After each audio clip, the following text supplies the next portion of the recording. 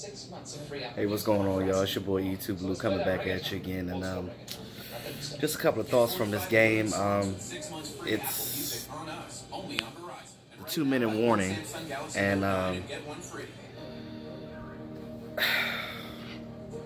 24-0. Score doesn't matter in the game, but what does matter is that we have 6 turnovers, and you look at. You can't win a game with 6 turnovers. You can't win a game. Hell, even 4 turnovers is a lot for a game. But 6? Hell, we had 4 before the halftime was over. I understand that it is preseason and it's the time to learn, but you can't play that sloppy. There's definitely a lot to work on this team. Looking at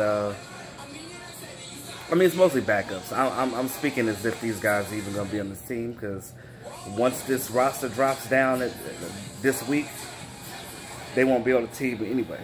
But you look at it for depth purposes, you definitely want these guys to be somebody that you can look to. If your starter goes down, it's that next man up mentality. So you definitely want some players that's going to play for you. And if they can't play for you, then they don't need to be on the team. So, as I'm looking towards the future, as far as this week, we got a lot to work on. You look at, there are some bright spots, but I'm going to say the bad news first, and I'm going to go with that. I don't think Chaz Green is going to be on this team. I think that he completely lost his confidence. And I think he's done at this point.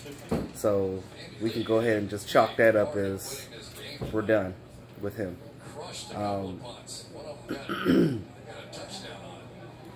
We're just hoping that Travis Frederick can still come back and play at all, if any. But right now, as a fan base, we have to be supportive around Travis Frederick and look at his health is more important than anything right now. Yes, the game goes on, but it's more important things in life also than football, too. And that is the health and safety of you and your family. So I'm going to continue to pray for him and hope everything is good. Now, he seems to be doing better. He was on the sideline with Zach Martin in good spirits, so that's always a good sign when you see your guys out there. And, I mean, he has so much support from the staff to teammates and everything of that nature. But a sloppy game. It's about a minute left. So at this point, they kick the field goal. It's 27-0. But again, score doesn't matter in preseason. It's how you play. And I'm looking at basically how they played, and I'm not happy right now. But at the end of the day, our starters did well. The few starters that played. Dak Prescott didn't play. He's not going to play for the rest of preseason. We're not going to see Dak back on the field until Carolina, which is good because you don't want to put your starting quarterback in harm's way with the offensive line. Now, I would say the offensive line as a whole didn't play that bad outside of Chaz Green. But I'll tell you the bright spots once I'm finished with the negative. So, again, we need to work on that. Chris Richard was on the sideline, fired up, yelling at his secondary guys, saying, hey, y'all got to step it up. Y'all got to get some turnovers. Y'all got to do something. I don't recall them even getting a turnover in the game. So it's definitely some things to think about when it comes to who's going to be on this roster. But these younger guys and these guys trying to make the team didn't do anything for themselves to warrant themselves a spot on this roster. So it actually might be a little easier for the Cowboys to do breakdowns to 53, and I think that what's going to happen is once they get rid of these players, they are going to get some players that are cut from some other teams. Now, I will say that these quarterbacks, you know, for those of you who said that Cooper Rush and Mike White need to start over Dak Prescott, they're not nowhere near as good as Dak Prescott. And again, you guys got to realize that, you know, all this the crap that Dak gets, Dak ain't never played this poorly in a preseason game. Hell, the points that we got in preseason games were primarily from Dak. So it is what it is. There's been a lot of mistakes in this game. You look at special teams. Special teams was garbage today. I don't know. And I understand that it's a makeshift special teams because half those people that were on special teams are most likely not going to make the team anyway. So when they do the roster cut-downs, that's going to be important. Picking your core special teams. That is the most important thing. So let's see what happens with that. Now, some of the bright spots. This running back core is going to be good. I mean, even with Zeke not playing, you look at some of the runs that Rod Smith has. Bo Scarborough was running hard. Darius Jackson has some plays. Even Trey Williams at the end had a nice little run. Of course, Mike White gets sacked again. But you look at this offensive line. Now, a lot of people are like, "Oh my God, you know, we're not dominant." Look, let me tell you something. Joe Looney went in there. What have I been telling y'all before about offensive linemen? If you don't notice them in the game, that means they're doing their job. Rico Gather's still catching balls, but as far as this offensive line, Joe Looney, I think that he's going to be good right there in that center spot, taking over for Travis Frederick. Like I said, he's not Travis Frederick, but he's doing really good. I mean, he's definitely getting in the way, blocking these guys, and he knows what he's doing in there. Even Dak Prescott said, "Hey, you know, I've worked a lot with Joe Looney on scout team, you know, when he first got there." And I mean, he already has a rapport with Looney. So, I mean, you know, him just getting those extra snaps in practice was big for him. So, I look at it like this. Joe Looney's going to be good in that center spot. I'm not even worried about it anymore. Joe Looney got it. He's definitely going to hold down that center spot until Travis Frederick comes back. Definitely. Chidobe Awuzie still tackling really good. This wide receiver that we got, the Drez Anderson guy that I spoke on, he came in and caught pretty much every ball that was thrown to him. And he just caught another one.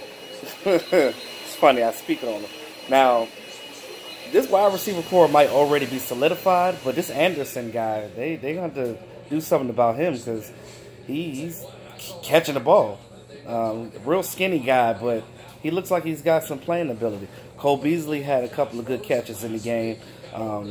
So I think that once our starting lineup gets back in there, just don't be alarmed when you see this game. You know what I mean? You take the game with a grain of salt. You look at, obviously what we're lacking is depth. Our starters are fine. It's just that you got to get the guys in there behind them to basically be the guys that are going to not lead your team, but supporting cast. You need supporting cast members. But I'm not going to, I got to give Arizona credit. Their defensive line is, their front seven is good. I mean, I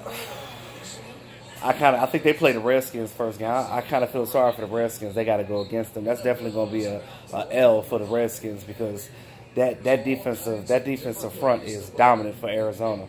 And you look at the push that they came through even in this game. So I'm telling you right now, these guys are. Whew. Yeah, I don't want to see Arizona no more. I don't want to see them. But those are the bright spots. Joe Looney, he's in there doing good. Our running backs are good.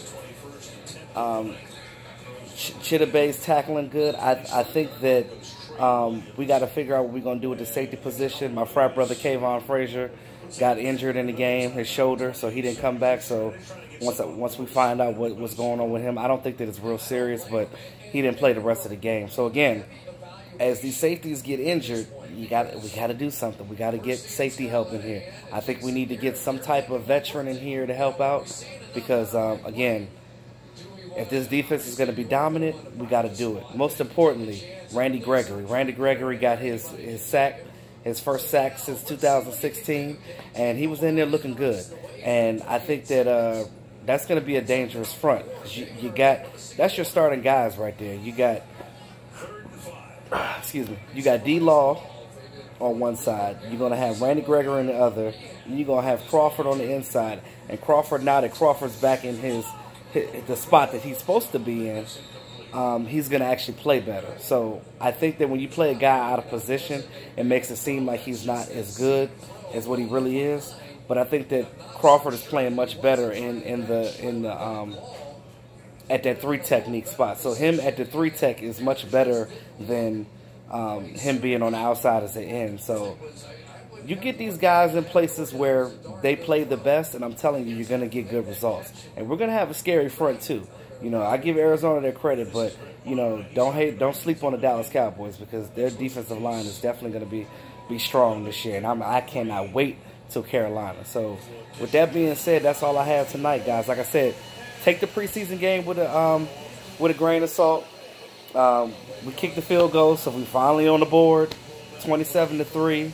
19 seconds left in the game. It is what it is. Score don't matter, but we do have some things we got to clean up. Hopefully in practice they get that together, and we'll see what happens this week with roster cutdowns. That's what I'm looking for, to see who makes the squad. But with that being said, it's your boy E2 Blue. Like, share, comment. I appreciate all my subscribers. You guys have been so supportive of me. I just want to say real quick, I'm sorry about the live stream yesterday. I tried to do it real quick before the party, but it was a lot going on. People was asking me to do stuff. I was running around trying to do 50 million things at one time. My router got messed up. I think I'm going to go ahead and just get a new one, because it wasn't working right. But once I get everything straight again, I'm going to get back on the live stream tip for y'all, so you guys can actually interact with me, because I do want to interact with you guys. So with that being said, it's your boy E2 Blue. I'll holler at y'all soon. Tomorrow, because I'm about to go to bed. Have a great evening, y'all.